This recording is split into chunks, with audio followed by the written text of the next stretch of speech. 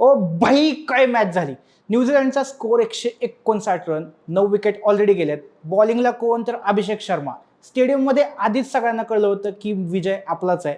समोर बॅटिंगला होता Duffy. अभिषेककडून ball टाकला जातो आणि डफी समोरच्या बाजूस टोलावतो.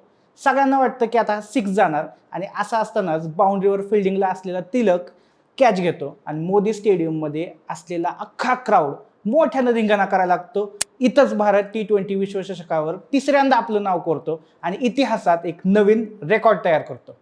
आह, काय सुंदर दिवस. एकदम खुशी का माहोल. काय काय झालं, कसं कसं झालं, सगळं बघूया. नमस्कार, मी सुदेश आणि तुम्हाला तो माहिती आहे आपला विषयच भारी. नाही म्हणजे एकतर न्यूझीलंडने सेमीफायनलमध्ये आफ्रिकेच्या बत्त्या गोल केल्या होत्या. त्यात फायनल मॅच नरेंद्र मोदी स्टेडियमवर, जिथं भारताचा रेकॉर्ड आधीच खराब आहे. पण भारतानं जो खतरनाक खेळ केला की त्यानं न्यूझीलंडचाच खेळा झाला. न्यूझीलंड कुठल्या कॉन्फिडन्समध्ये होतं काय माहिती, पण टॉस जिंकून त्यांनी भारताला पहिल्यांदा बॅटिंगसाठी बोलवलं. त्यांना वाटलं आफ्रिकेला आपण चेज केलंय आरामात, भारतालाही करू. आणि सुरुवातीला असं वाटलं की त्यांचा प्लॅन आता यशस्वी झालाय. पण नंतर जी मजा आली, काय झालं, पहिल्या 1-2 ओव्हरला अभिषेक जरा दमाने खेळत होता. त्याचा पूर्ण सिरीजमधला काही खेळ एवढा चांगला नव्हता. तर तेव्हा वाटत होतं की अरे जरा तरी फटकेबाजी दाखवा, समोर न्यूझीलंड आहे, ही फायनल मॅच आहे, तुम्ही काय टुकू खेळताय. पण तिसऱ्याच ओव्हरपासनं अभिषेकनं किवींची जी धुलाई चालू केली त्याला तोड नाही. बरं, एका बाजूनं अभिषेक धुवत होता तर दुसऱ्या बाजूनं सॅमसन पण फोडत होता. न्यूझीलंडचे हेनरी, लोकी, फर्ग्युसन सगळ्यांनाच नेमका कुठं बॉल टाकावा हे सुचायचं बंद झालं.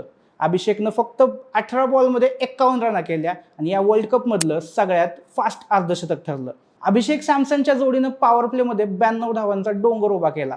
पुढे 8व्या ओव्हरमध्ये अभिषेकची विकेट निघाली. त्यावेळी टीम इंडिया 98 वर होती. यानंतर आला ईशान किशन. त्यानं पण आल्याला धुवायला सुरुवात केली आणि अभिषेकची विकेट काढून न्यूझीलंडला आनंद झाला होता तो 2 मिनिटात गायब झाला. 23 बॉलमध्ये ईशान किशननं आपली हाफ सेंचुरी पूर्ण केली. आणि दुसरीकडं संजू सॅमसन पण सुसाट सुटला होता. त्यानं पण अर्धशतक पूर्ण केलं होतं.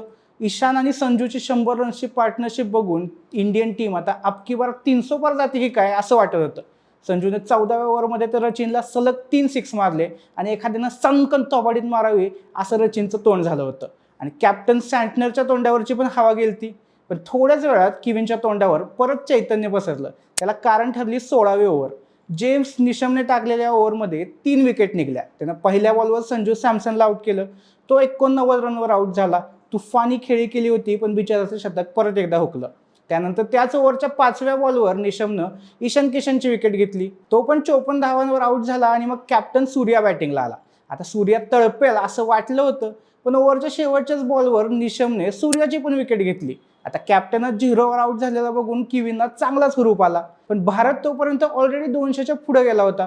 त्यानंतर शेवटी शिवम दुबेनं पण चांगली धुलाई केली आणि भारताला 255 रनचा डोंगर उभा करून दिला. निशमची ती ओव्हर नसती तर भारताचा स्कोअर आणखी मोठा झाला असता आणि न्यूझीलंडचा सेमीफायनलमधला पराक्रम बघता भारताला आणखी मोठ्या स्कोअरची गरज आहे असं वाटत होतं.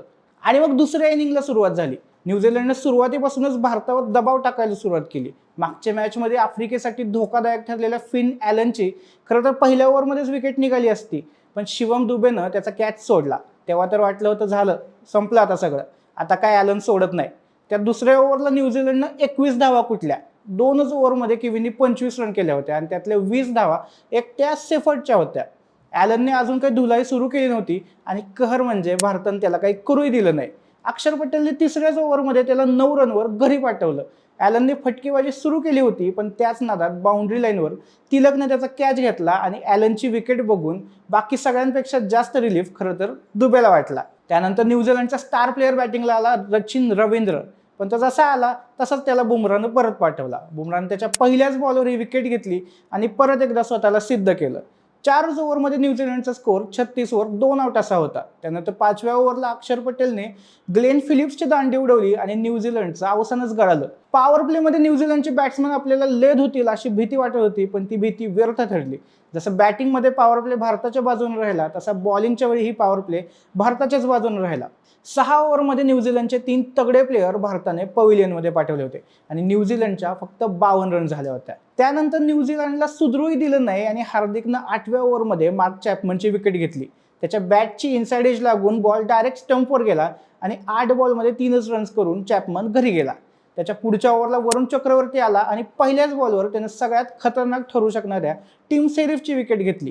म्हणजे एकीकडे बाकी सगळे प्लेयर्स एका पाठोपाठ एक घरी जात असताना टीम शेरिफने एक बाजू लावून धरली होती. बाकीच्या विकेट्स निघत असताना एका बाजूने त्याची आपली हाफ सेंचुरी पूर्ण केली होती. त्यामुळे त्याचा जम बसला असता तर तो टीम इंडियासाठी नक्कीच घातक ठरणार होता. पण वरुण चक्रवर्तीनं त्याचीच विकेट घेऊन इंग्लंडचा अर्धा संघ तंबूत पाठवला. ही विकेट पण साधी नव्हती. ईशान किशननं चक्क बाउंड्रीच्या पलीकडे उडी मारून कॅच घेत त्याला आउट केलं होतं. यानंतर क्रीजवर आला सँटनर.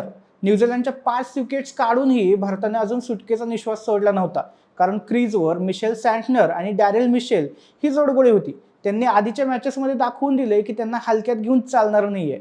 पहिल्या 10 ओव्हरमध्ये न्यूझीलंडने कसाबसा रन रेट टिकवून ठेवला होता. 88 रनवर 5 विकेट असा स्कोअर होता. 11वी ओव्हर अर्शदीपने घेतली आणि डॅरेल मिशेलने त्याला लागोपाठ 2 सिक्सर लावले. या ओव्हरच्या 5व्या बॉलला अर्शदीप आणि डॅरेलमध्ये बाचाबाची झाली. अर्शदीपने त्याला चक्क बॉल फेकून मारला होता. त्यानंतर कॅप्टन सूर्याने आणि अंपायरने मध्ये पडत हा वाद सोडवला. डॅरेल मिशेलने पुढच्या ओव्हरला वरुण चक्रवर्तीलाही 2 सिक्सर लावले. त्यामुळे आता हा किती खेळणार याचं टेन्शन येऊ लागलं होतं. पण 13व्या ओव्हरमध्ये अक्षर पटेलने डॅरेलला थांबवलं. एक फुल टॉस टाकून त्याला ईशान किशनकडे कॅच देणं भाग पाडलं आणि तिथंच न्यूझीलंडची 6वी विकेट पडली. यानंतर पुढच्या ओव्हर जरा शांततेत गेल्या. भारताला आता पटापट ही मॅच संपवायची होती आणि 16व्या ओव्हरमध्ये बुमराने परत त्याची जादू दाखवली. एका पाठोपाठ एक 2 विकेट घेत त्याने आणखी 2 किवींना उडवून लावलं. पण त्याची हॅट्रिक मात्र होऊ शकली नाही. आता खेळणारा गडी उरला होता फक्त एकच, किवींचा कॅप्टन सँटनर. पण 8 विकेट ऑलरेडी गेलेले असताना तो कितीच काय करू शकणार होता. 17व्या ओव्हरमध्ये सगळ्यांना फिक्स माहिती झालं होतं की भारत जिंकणार आहे. फक्त एवढंच बघायचं होतं की ओव्हर्स आधी संपतायत की किवींचे प्लेयर्स. आणि पुन्हा एकदा बुमरानेच 9वी विकेट काढली. एका बाजूने खंड लढवणाऱ्या सँटनरला त्यानं 43 रनवर आउट केलं आणि त्यानंतर 18व्या ओव्हरमध्ये अभिषेक शर्माने शेवटची विकेट घेत या मॅचवर आणि T20 विश्वचषकावर भारताचं नाव कोरलं. एकदम क्लास मॅच झाली. अभिषेकनेच ताबडतोब सुरुवात केली आणि अभिषेकने शेवटची विकेट काढून अगदी काव्यात्मक असं म्हणता येईल असं शेवट केला. आणि विशेष म्हणजे भारताने न्यूझीलंडला एका क्षणालाही असं वाटू दिलं नाही की मॅच त्यांच्या बाजूने जाऊ शकते. म्हणजे बॅटिंग करताना त्यांना खतरनाक धुतलं. जे काही 15 ते 17व्या ओव्हरमध्ये 3 विकेट निघाल्या होत्या तेवढाच काय तो त्यांनी प्रतिकार केला असेल. बाकी तोपर्यंत आपण ऑलरेडी त्यांची धुलाई केलीच होती. आणि बॉलिंगमध्ये तर न्यूझीलंडला सावरालाही वेळ न देता धपाधप विकेट काढल्या. एकूणच बॅट्समननी त्यांचं काम चोख केलं आणि बॉलर्सनेही त्यांचं काम अगदी परफेक्ट पार पाडलं. आणि असा बेस्ट समतोल साधून भारतानं हा T20 वर्ल्ड कप आपल्या खिशात घातला. आणि ही कामगिरी भारतानं 3ऱ्यांदा केली आहे. सगळीकडे युद्ध, मंदी आणि बाकी गोष्टी चालू असताना ही एक आनंदाची झुळूक भारतीयांना टीम इंडियामुळे अनुभवायला मिळते. उद्या सोमवार असूनही सगळ्यांचा मूड एकदम फ्रेश असणार आहे आणि कदाचित पुढचा आठवडा या मॅचच्या आठवणींमध्ये निघणार आहे. बाकी भारतीय टीमचं अभिनंदन करावं तेवढं थोडंच आहे. शिवाय या सगळ्यात टीम इंडियानं आणखीन एक गोष्ट साध्य केली आहे, ती म्हणजे नरेंद्र मोदी स्टेडियमवर एक महत्त्वाची मॅच जिंकून नवा ट्रेंड सेट केला आहे. याबद्दल तुम्हाला काय वाटतंय आम्हाला कमेंटमध्ये नक्की सांगा. व्हिडिओ आवडला असेल तर लाईक, शेअर आणि सबस्क्राईब करायला विसरू नका. धन्यवाद.